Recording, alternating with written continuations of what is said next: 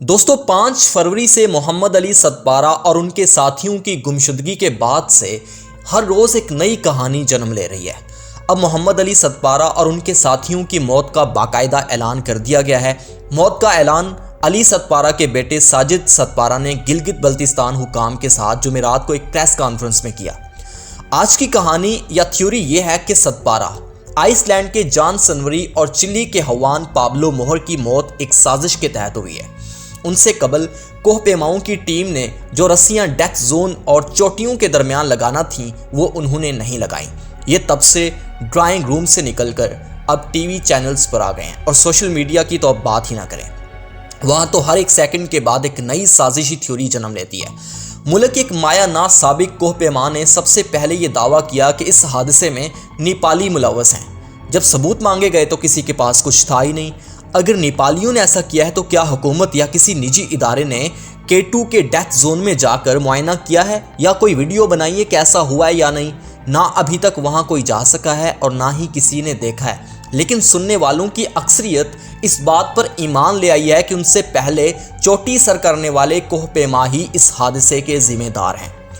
दोस्तों, मोहम्मद अली सतपारा पाकिस्तान का फख्र थे और कोहपेमाई की तारीख में वो हमेशा याद रखे जाएंगे। उनका सबसे बड़ा कारनामा सबसे पहले सर्दियों में नांगा पर्वत को सर करना था। वो ये कारनामा सर अंजाम देने वाले ना सिर्फ पहले पाकिस्तानी थे बल्कि दुनिया के पहले शख्स थे। साजिद सतपारा के बकौल उन्हें अब K2 ने हमेशा के लिए अपनी आगोश में ले लिया है। खुदा उनकी मग़फ़िरत फरमाए।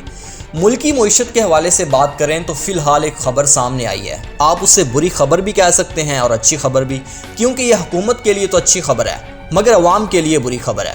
पाकिस्तान ने 2019 में IMF से $6 अरब कर्ज का जो मुआहदा किया था उसमें से 1.45 बिलियन मौसूल हो चुके हैं। लेकिन जनवरी 2020 से ये प्रोग्राम मुलतवी हो चुका था। बैनुल अक़वामी मालियाती इदारे ने शर्त रखी थी कि बिजली की कीमतें बढ़ाई जाएं, टैक्स की शरह और रेट्स बढ़ाए जाएं और नुकसान में चलने वाले सरकारी इदारों को फ़रोख्त कर दिया जाए। वज़ीर आज़म इमरान खान ने उस वक्त मुतालबात मानने से इनकार कर दिया था, लिहाजा IMF ने कर्ज की किस्तें रोक लीं। चूंकि उस वक्त तक पाकिस्तान दोस्त ममालिक से IMF रिलीफ पैकेज से दुगना ज़्यादा की सपोर्ट हासिल कर चुका था, इसलिए सरेंडर नहीं किया। तकरीबन 1 साल तक मुज़ाकरात के कई दौर हुए लेकिन इत्तफाक राय नहीं हो सका। ताहम अब मामला तय पा गए हैं। हुकूमत फरवरी से मई के दरमियान बिजली की कीमतों में मज़ीद इजाफा करेगी, जिसका बोझ जाहिर है कि अवाम के कंधों पे आएगा। लिहाजा आप तैयार रहिए, महंगाई का एक नया तूफान आने वाला है। हुकूमत इसलिए खुशियां मना रही है कि तकरीबन $2.2 बिलियन मिलने की उम्मीद पैदा हो गई है, जिसमें से $500 मिलियन तो फौरी मिल जाएंगे। दोस्तों, इस वक्त भी IMF के रिव्यूज नंबर 2, 3, 4 और 5 इल्तवा का शिकार हैं। दोनों एतराफ से इस बात पे इत्तफाक हुआ है कि ये रिव्यूज भी जल्द कर लिए जाएंगे। अभी तक जो मामला तय पाए हैं वो स्टाफ लेवल एग्रीमेंट के तहत हुए हैं। 1 माह में उन्हें हतमी शक्ल दे दी जाएगी। पाकिस्तान पहले ही कर्जों के बोझ तले दब चुका है। हर पाकिस्तानी 1,75,000 रुपए का मकरूज है। Motorways, radio stations, Karachi airport और पब्लिक पार्क्स गिरवी रखवाए जा रहे हैं। इन हालात में IMF का कर्ज मजीद बोझ का बायस बनेगा। अगर मईशत की मजमूई सूरत हाल का अंदाज़ा लगाया जाए तो पाकिस्तानी ज़र मुबादला ज़खायर में इजाफा हो रहा है। सऊदी अरब और UAE ने भी कर्ज वापसी को 1 साल के लिए मुलतवी कर दिया है। चीन भी अपने कर्ज वापस नहीं मांग रहा बल्कि मजीद दे रहा है। G7 ममालिक ने भी तकरीबन $1 बिलियन कर्जों में वक्ती रिलीफ दिया हुआ है। बरामदाद में भी इजाफा देखने में आ रहा है। रोशन डिजिटल अकाउंट्स के जरिए लाखों डॉलर्स पाकिस्तानी बैंकों में मुंतकिल हो रहे हैं। टैक्स टारगेट भी काफ़ी हद तक हासिल किया जा चुका है। कंस्ट्रक्शन सेक्टर के बायस मईशत का पहिया चल रहा है। इन हालात में IMF से सख्त शराइत पर कर्ज की किस्त हासिल करना क्यों ज़रूरी है?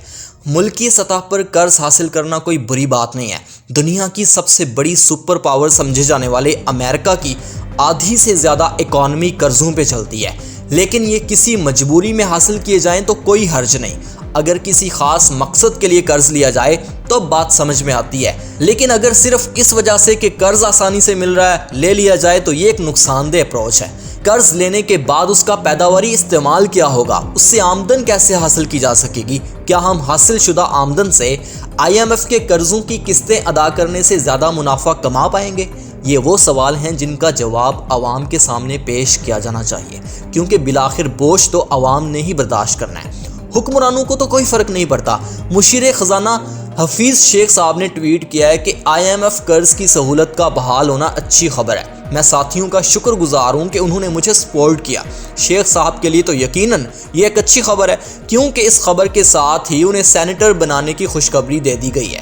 IMF کے پسندیدہ لوگوں کا پاکستان پر حکمرانی کرنا کوئی نئی بات نہیں ہے، اب تو عادت سی ہو چلی ہے۔ اگر زیادہ نہ سوچیں تو یہ بات اب بری بھی نہیں لگتی، شاید پاکستانی قوم کی قسمت میں یہ لکھا ہے۔ دوستو، اس طرح کی مزید انٹرسٹنگ اور معلوماتی ویڈیوز دیکھنے کے لیے ہمارے YouTube چینل پاکستان سٹوری کو سبسکرائب کرنا ہرگز مت بھولیے گا۔ بہت بہت شکریہ۔